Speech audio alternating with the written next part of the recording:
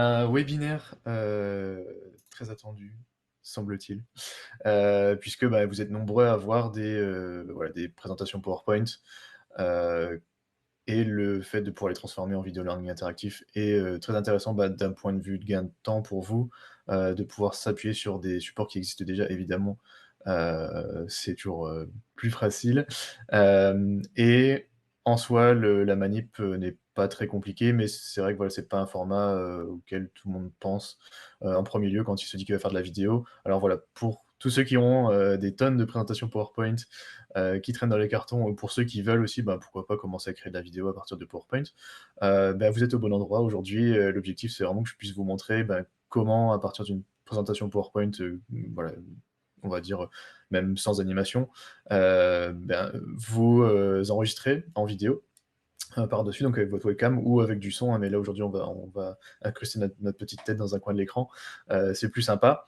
Donc de créer cette vidéo, je vais vous montrer voilà quelques petites astuces, et ensuite donc on va l'exporter et on va aller dans KR, donc notre outil auteur pour, bah, le transformer en, en module de vidéo learning interactif. Ce que je vous propose, c'est déjà de vous montrer le résultat final peut-être. Hop, alors, tac, avant de rentrer dans PowerPoint, tac. Alors, normalement, vous devriez voir mon écran. Bon, aujourd'hui, ça va être un petit peu sportif, hein, parce que comme j'ai la caméra, le micro ici, j'en aurai une autre dans, PowerPoint. Donc voilà, si jamais il y a des petits problèmes de son, n'hésitez pas à me le faire savoir tout de suite. Normalement, vous devriez voir mon écran. Hop, donc là, on est, sur le petit module que j'ai créé. Yes, merci. On est sur le petit module que j'ai créé pour vous montrer, voilà, le résultat final. Donc qu'est-ce que vous pouvez avoir comme résultat? En créant vos vidéos à partir de PowerPoint et en les mettant donc dans Cumulus. Donc je vais lancer, normalement vous devriez avoir le son et je vais me taire, comme ça vous voyez un petit peu le résultat et après je vous montre dans PowerPoint.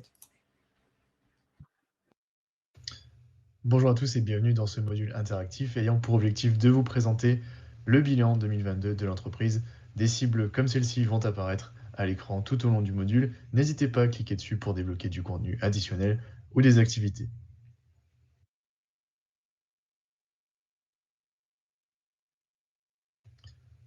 Cette présentation va s'articuler en 2 temps. Nous allons tout d'abord revoir ensemble les chiffres clés de l'année, puis nous verrons les évolutions sur le produit et dans l'équipe. Vous pouvez utiliser à tout moment le système de chapitrage qui se trouve en bas à droite du lecteur pour naviguer entre les différents sujets abordés dans ce module.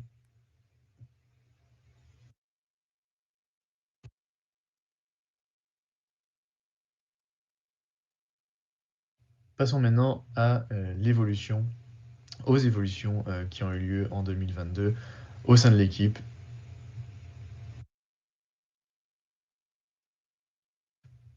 Donc tout d'abord sur cette chronologie, eh bien, dès janvier, l'équipe est arrivée avec un nouveau concept révolutionnaire qui nous a permis de... Bon voilà, je pense que vous avez compris un peu le principe. Je vais juste vous montrer un petit peu du coup les quelques activités qu'on peut voilà, placer sur ce type de vidéo. Donc bon, évidemment, tout est faux, hein, c'est une fausse présentation. Je ne suis pas directeur commercial de retail mode, mais donc là ici on a une petite chronologie, voilà, avec les moments clés de l'année, et donc voilà, c'est ce genre de choses qu'on pourra retrouver dans une présentation PowerPoint, typiquement en fin d'année. En plus là, ça va arriver pas mal, j'imagine, chez vous. Donc là, on a cette petite chronologie et bah, tout simplement, voilà, pour voir si les personnes ont bien suivi, bah, on va leur proposer une petite activité d'ordonnancement de cartes ici. Donc voilà, avec les étapes qu'on vient de présenter, le but c'est de vérifier que, bah, évidemment, ils ont bien suivi, qu'ils sont bien au courant de ce qui s'est passé cette année. Donc si je les remets dans l'ordre, hop, le concept révolutionnaire, hop, la campagne et tac, je valide. On a toujours notre petit écran sympa sur les feedbacks. Ensuite, voilà, dans le reste de la présentation, c'était une petite présentation de l'équipe, des personnes qui ont rejoint l'équipe pendant l'année, parce que ça aussi, c'est important de les mettre en avant, évidemment. Donc, on a ces 4 portées qui apparaissent à l'écran, et puis je commente par-dessus. Et de la même manière, voilà, je propose une petite activité un peu sympa derrière pour voilà, que les personnes qui sont moins en contact avec ces nouvelles recrues puissent bah, retenir leur prénom et apprendre peut-être un peu à mieux les connaître. Bon, là, on reste sur quelque chose d'assez basique, hein, donc d'associer les visages avec les prénoms, mais après, vous pouvez développer derrière, rajouter des petites fun facts, je sais pas, sous forme de slide justement, sur les 4 personnes. Donc voilà, rapidement pour ce format vidéo learning interactif à partir de slides. Même chose, vous voyez que là, les images, je les ai récupérées du fichier PowerPoint, en fait, hein, donc je vais vous montrer aussi comment les exporter, comment voilà, intégrer tout ça et comment faire ces petits écrans aussi.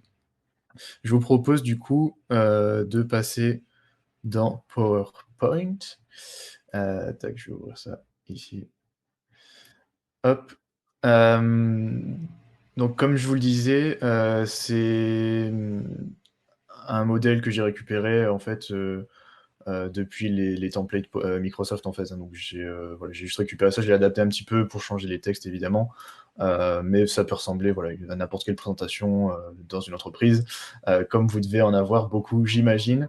La seule chose que j'ai fait en dehors de changer les textes, c'est tout d'abord, avant qu'on parle de vidéo, c'est dans les transitions et les animations.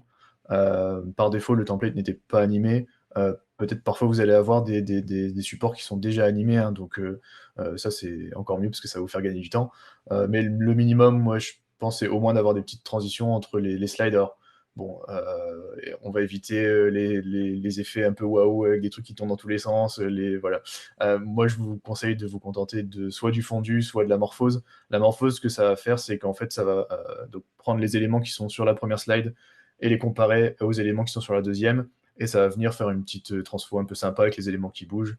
Derrière, là, je ne sais pas si j'avais un exemple, je pense pas sur celui-ci. On le voit un petit peu quand je déplace la caméra, par exemple.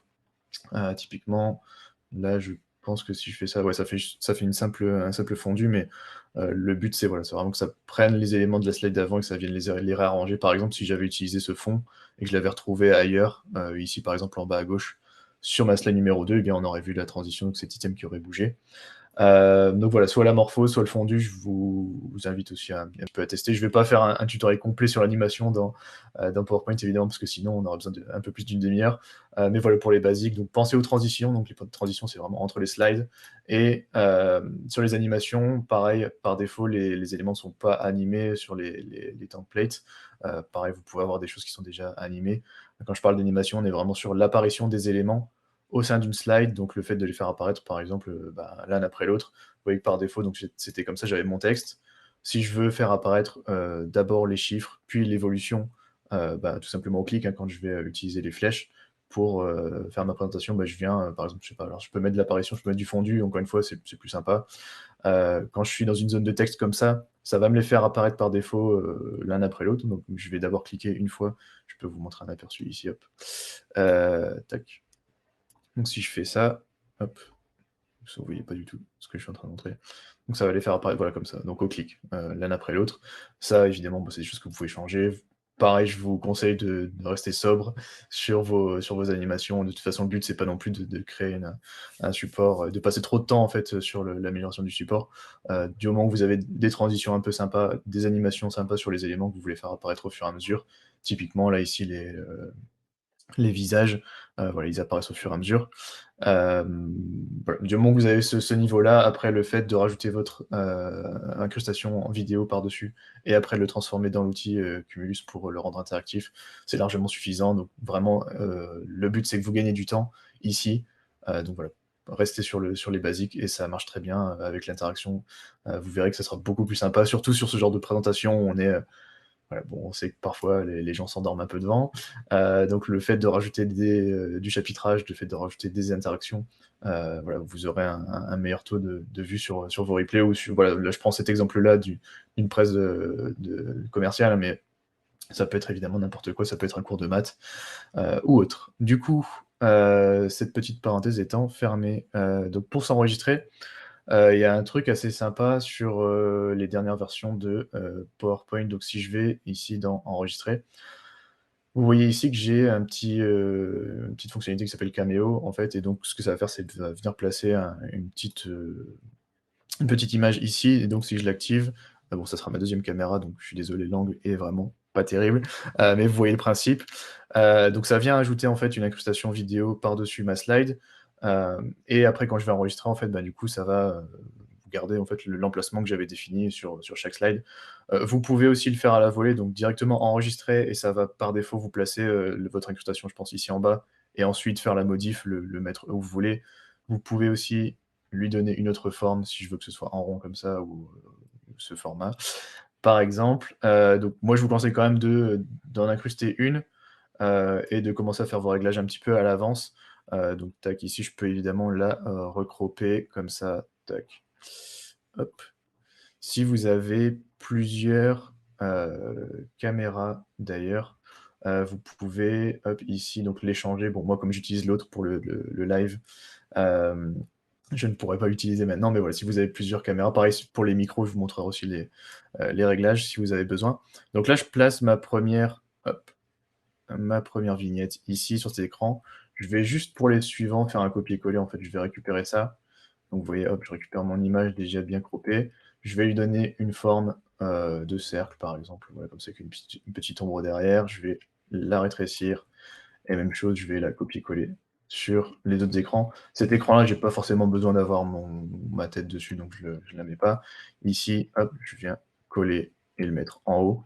Si jamais vous êtes en panne un peu d'inspiration pour, le placement de vos items, vous avez cet onglet concepteur qui est assez bien fait ici, qui vous montre, voilà, des emplacements, si jamais, vous êtes en panne d'inspiration. Là, on reste sur des choses assez basiques, mais, voilà, essayez d'explorer un petit peu aussi, c'est vraiment bien fait.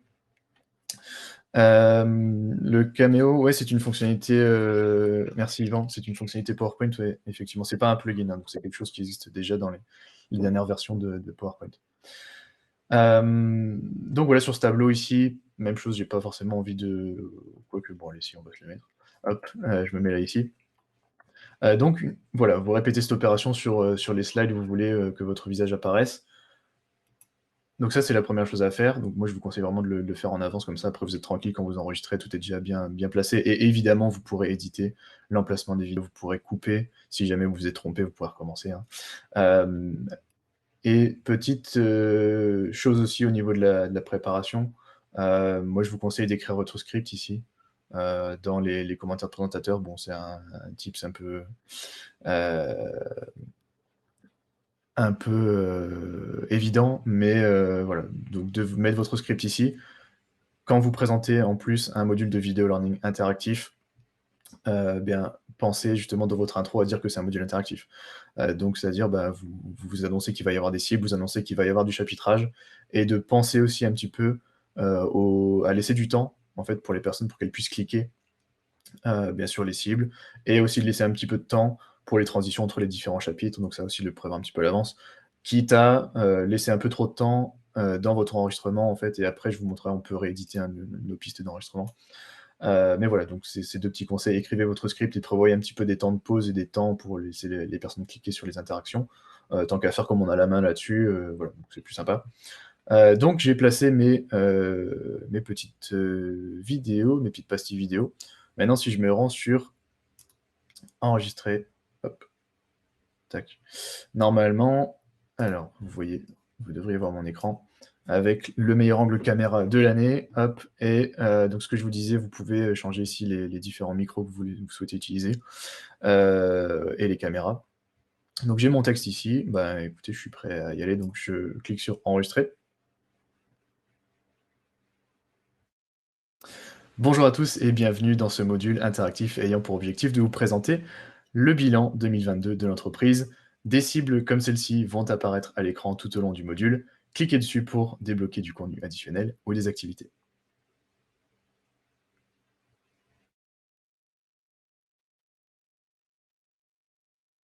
Cette présentation va s'articuler en 2 temps. Nous allons tout d'abord revoir ensemble les chiffres de l'année, puis nous verrons les évolutions sur le produit et dans l'équipe. Vous pouvez utiliser le système de chapitrage à tout moment en bas à droite du lecteur pour naviguer entre les différents sujets abordés dans ce module.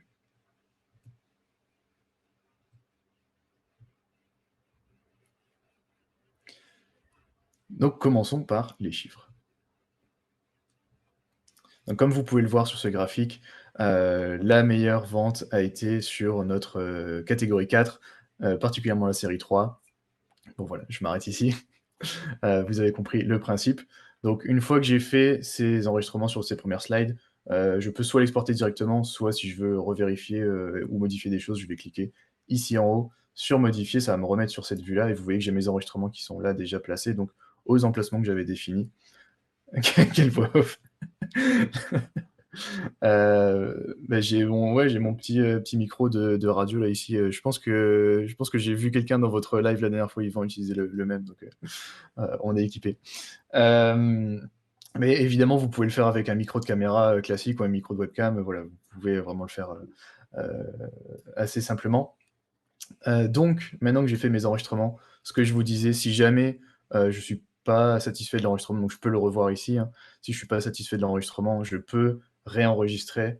Voyez ici en haut à partir de la slide actuelle. Donc ça va juste me enregistrer cette slide-là. Je peux aussi, en cliquant sur lecture ici, donc dans le menu tout en haut, découper ma vidéo. En fait, comme je vous le disais, j'ai laissé un peu plus de temps à la fin ici, où il se passe pas grand-chose, pour laisser le temps aux apprenants de cliquer sur les cibles. Si je veux, hop, je peux tout simplement venir couper la fin, tac, ici. Ici, même chose, voilà, au début, on voit que je tire la langue, je vais peut-être couper ça un petit peu là, hop, et commencer la slide ici, dès que je commence à parler. Voilà, donc vous pouvez rééditer les champs, enfin les petites vignettes que vous avez enregistrées. Ici, par défaut, comme j'en avais pas placé, il m'en a mis une en bas à droite, c'est ce que je vous disais.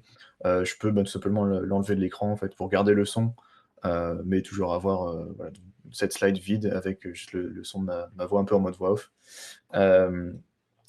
Et voilà, donc une fois que j'ai fait tous ces éléments-là, que je suis content, je peux aller dans l'enregistrement et cliquer sur exporter. Hop, ici. Donc là, ça va me demander où est-ce que je vais l'exporter. Je vais faire enregistrer la vidéo. Je vais pas vous montrer tout le process de l'export parce qu'on va pas attendre 5 minutes. Moi, j'ai déjà une vidéo qui existe, donc je vais vous montrer à partir de celle-là. Mais voilà, en tout cas, une fois que vous êtes satisfait, vous cliquez sur exporter la vidéo. Vous pouvez voilà, changer un petit peu les réglages. Par défaut, c'est en 1080p. Si vous avez besoin d'une qualité un peu moindre, vous pourrez évidemment la changer ici. Donc si vous voulez plutôt du 720 pour une diffusion mobile, par exemple. Quoi qu'il en soit, tac, hop, je vais sortir de là, quitter votre vidéo, tac. Et la deuxième chose, donc une fois que vous avez exporté votre vidéo en MP4, deuxième chose à faire, ça va être d'exporter vos éléments graphiques que vous allez utiliser dans votre module. Vous voyez ici tout à l'heure dans l'exemple, je vous avais montré cette petite slide ici, qui était juste la slide de bienvenue, un petit peu de test, on va dire. Donc celle-là, par défaut, je l'avais masquée évidemment, pour pas qu'on ne la voit dans la vidéo principale. Mais par exemple, je vais pouvoir aussi vous la récupérer, cette slide-là, pour utiliser comme vignette de chapitre. Même chose pour celle-ci. Ce petit tableau-là ici, j'ai enregistré ma tête dessus, mais peut-être que je veux le récupérer pour le présenter dans une cible téléchargement pour que la personne puisse le consulter plus tard. Ici, donc pour faire tous ces exports-là, je vais tout simplement cliquer sur enregistrer sous et sélectionner JPEG. Et donc quand je vais l'enregistrer, en fait, ça va me créer un dossier avec toutes les slides en fait, de la présentation, si je fais enregistrer. Donc je peux choisir soit slide par slide, mais moi, je vous conseille de tout exporter et après de faire le choix quand vous allez importer vos médias dans KR. C'est plus simple, ça vous évite de faire la manip 50 fois. Vous exportez tout. Ça va vous faire un petit dossier. Je peux peut-être vous montrer là, ici, rapidement. Hop. Tac.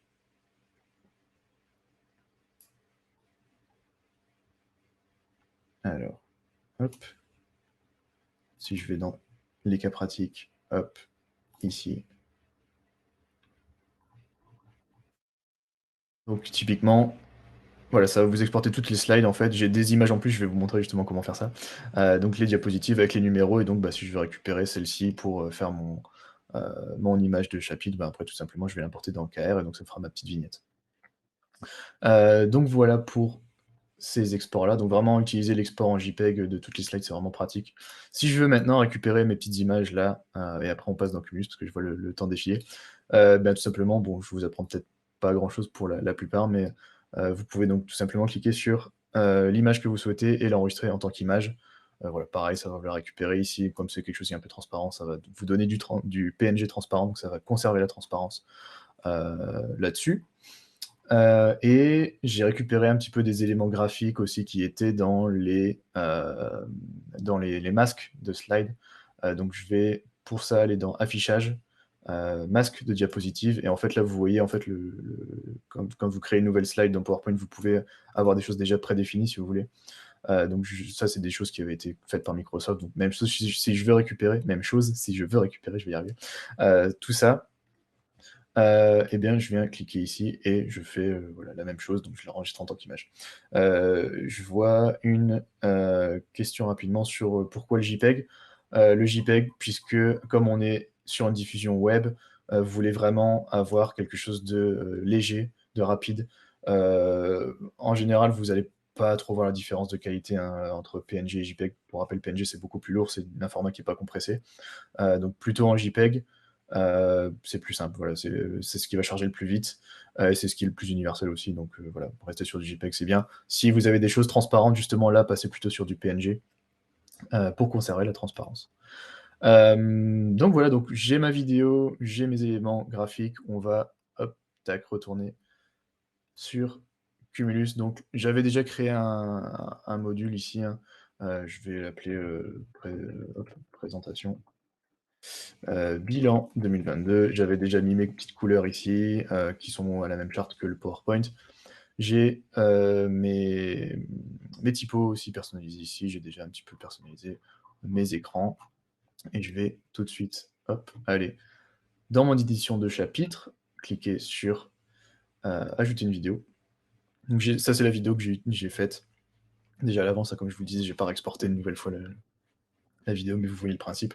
Donc là, j'ai fait absolument ce qu'il fallait pas faire. J'ai importé toute la vidéo qui dure 4 minutes, et si je retourne dans l'édition, donc cette vidéo qui dure 4 minutes ici, eh bien, je vais vouloir donc, comme je vous le disais, la chapitrer pour, présenter une navigation un peu plus, simple et que les apprenants puissent, se repérer et si, par exemple, bah, ils ont pas envie de voir la partie 2 sur les chiffres, ils sautent directement sur la partie derrière avec la présentation d'équipe.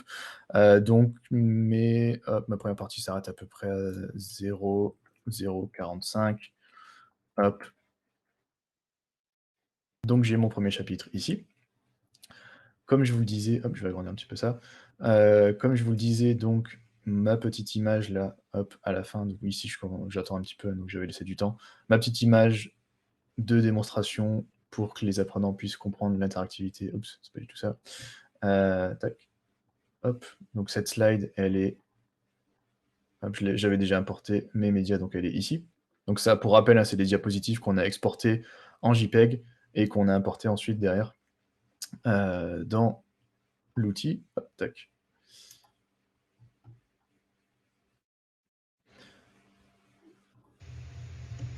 Voilà, ici, donc c'est le moment un petit peu blanc, donc je vais, hop, tout simplement agrandir ma cible. Moi, j'aime bien mettre un peu plus gros que la taille de base. Je vérifie mon timing de sortie, c'est juste, hop, voilà, on va se mettre vers 20 secondes. Je vais laisser 5 secondes pour cliquer. Hop, c'est vraiment la reco là-dessus. Si je veux lui mettre une petite icône, tac, pour que ce soit un peu plus sympa, hop, par exemple ici. Donc j'ai maintenant ma cible qui est placée. Débloquer du contenu additionnel ou des activités. Tac. Ma première cible et même chose ensuite si je vais dans le chapitre 3, je vais vous montrer rapidement pour les activités. Pourquoi on ne compresse pas? Bah, tout simplement pour laisser la possibilité aussi aux personnes d'avoir des formats un peu plus, qualitatifs si jamais, voilà, c'est un impératif. Si dans un cadre de diffusion et bien, on a besoin de fichiers vraiment beaucoup plus volumineux, beaucoup plus, qualitatifs là-dessus, voilà, on laisse la possibilité aux utilisateurs de le faire. Tac, je reprends ma vidéo. Ici, mon chapitre 3. Où est-ce qu'il est? Hop, à partir de là, à peu près, 2 minutes 10. Hop, et je vais laisser courir ce chapitre 3 jusqu'à la fin. Hop. Je n'oublie pas aussi de mettre mes petites vignettes de chapitre. Où est-ce qu'elles sont? Hop, ici. Donc ça, c'est ma diapositive, hein. Hop, que j'ai récupérée de PowerPoint. Tac. Passons maintenant à aux évolutions qui ont eu lieu en 2022. Voilà, j'ai mon deuxième chapitre. Ici, j'ai la fameuse chronologie. Tac. Je pense que c'est à peu près ici. Ouais, j'attends. Hop, donc ça c'est le moment où j'ai laissé un petit peu de blanc justement pour laisser le temps aux personnes de cliquer. Je vais, hop, donc on avait dit un ordonnancement de carte.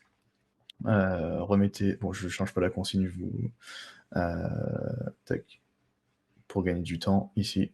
Hop, j'avais créé moi dans VistaCreate en fait des petites cartes sympas. Par défaut, vous pouvez mettre du texte uniquement si vous voulez faire quelque chose d'un peu plus sympa. Donc dans cet ordonnancement de cartes, bien tout simplement, hop, avec VistaCreate dans la bibliothèque, je viens créer un format, hop, tac, personnalisé. Si, hop, je vais prendre ce format-là, mais je vais vous montrer mon template. Tac, si je vais dans mes projets, donc voilà, j'avais fait ces petites cartes là ici. Vous pouvez maintenant aussi dans VistaCreate, voilà, créer plusieurs cartes dans un seul projet, donc récupérer voilà, le design, et ensuite quand vous faites les exports, vous pouvez récupérer les 4 exports d'un coup, donc c'est vraiment, vraiment assez pratique.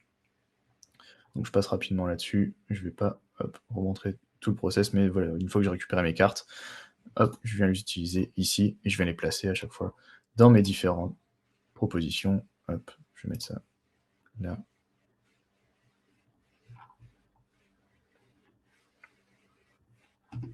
Et donc, hop, je peux aller jusqu'à 5 propositions. C'est parfait. Hop, et je pense qu'on est bon. Je peux modifier rapidement mon texte, évidemment. Dans mes paramètres d'activité pédago, j'oublie pas d'activer les petites options sympas pour permettre à la personne de recommencer si il s'est trompé et d'afficher un petit message. Hop, classique. Avec même chose ici, donc j'ai déjà créé moi mes petits éléments, hein, mais même chose, vous pouvez avec VistaCreate, vous avez ici déjà les dimensions, donc si vous allez dans la liste ici qui est déroulante, toutes les activités bannières de feedback final, 1000 par 300 pixels, ça va vous créer un gabarit à la bonne taille. J'ai juste récupéré une petite animation et j'ai colorié le fond, euh, exporté en GIF pour conserver l'animation. Tac. Et mon deuxième palier de 0 à 100 ici, donc bravo, passer à la suite. Et même chose, je vais mettre un petit visuel là, tac. Qu'est-ce que j'ai fait? Je pense pas avoir oublié quelque chose que ce soit. Tac. Même chose, je viens choisir mon timing. Hop, juste avant que je disparaisse, je vais évidemment changer la position de ma cible interactive pour qu'elle ne soit pas en plein milieu de notre chronologie. Ici, je suis en sortie à 56 secondes. Je vais laisser de 50 à 56 pour avoir 6 secondes de fenêtre d'ouverture. Hop, et je viens ensuite vérifier. De la conférence, donc sur le textile. Donc là, ici, comme j'ai pas annoncé la cible, je vous conseille d'utiliser de l'ouverture automatique. Comme ça, voilà, comme c'est un moment un peu important en plus de la présentation, on voit la chronologie. Si vous voulez pas que les personnes passent à côté, De la conférence, donc sur le textile. oui, je laisse du temps, mais j'annonce pas la cible, forcément, c'est pas obligé de le faire à chaque fois. Mais si je veux que les personnes ne passent pas à côté, eh bien, tout simplement, je vais la mettre en ouverture automatique. Voilà. Comme ça, vous êtes sûr que les gens voient bien votre activité avec vos belles cartes créées dans VistaCreate. Hop, je valide. Et voilà, j'ai mon petit écran de fin. Ici, j'aurais pu décider de ne pas afficher le score, puisque là, on est sur du 1 ou 0 de toute façon. Voilà. Mais en tout cas, c'est toujours plus sympa d'avoir ces petits visuels. Donc, je vous invite à le faire. Je vois le temps qui défile. Je vous montre pas du coup la deuxième activité, mais vous voyez le principe. Très rapidement, donc j'ai créé ma vidéo, je l'ai importée dans Cumulus, je l'ai découpée en chapitres.